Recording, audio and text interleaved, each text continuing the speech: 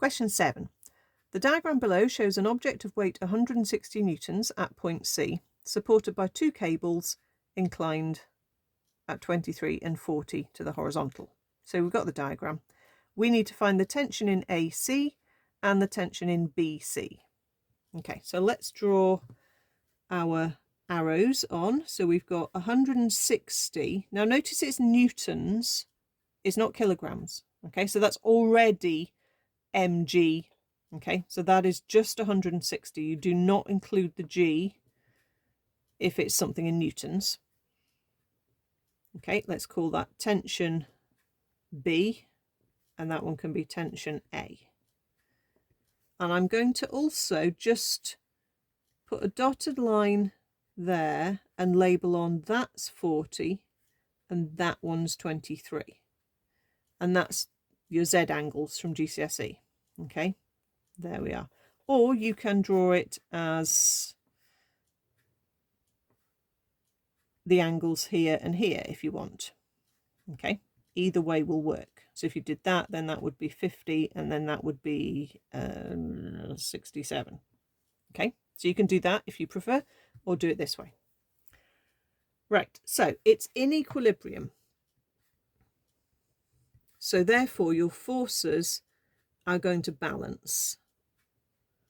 So horizontally, your forces are balanced. So I've got tension B, and I'm going to say that's crushing the angle of 40. So it's TB cos 40. That's the amount of force pulling to the right.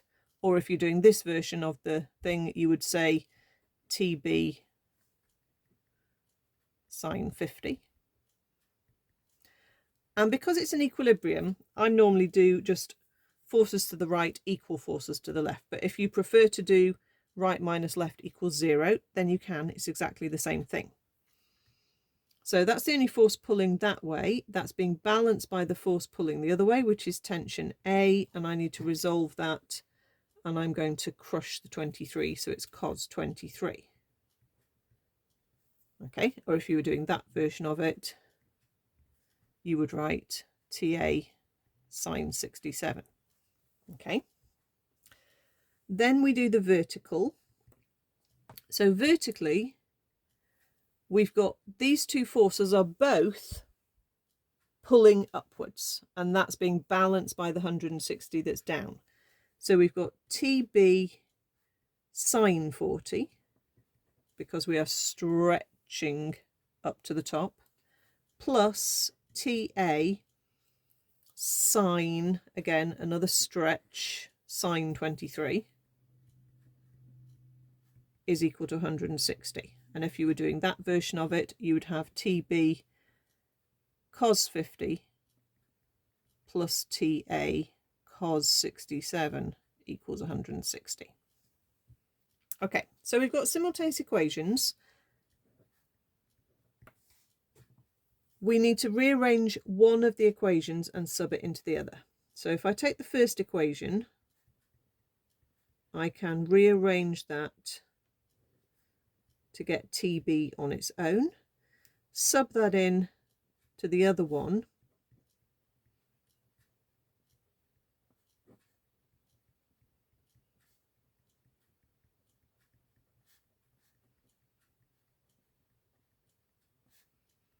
okay, so that gives us that equation.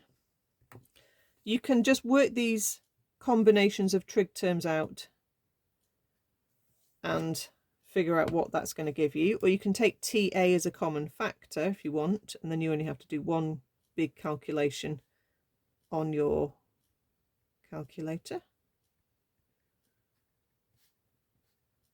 Make sure you're in degree mode.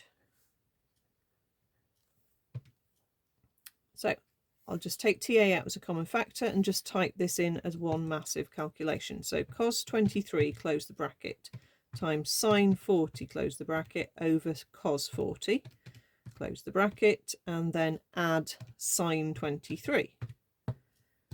So that gives me 1.1631 lots of TA equal 160.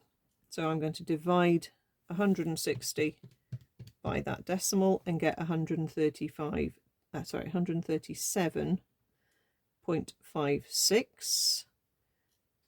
Okay, don't worry if they don't give you nice answers, they're quite likely not to. You come back to this rearrange statement, so then you need to say that TB is this answer multiplied by cos 23 and divided by cos 40, and that gives you TB is 165.3.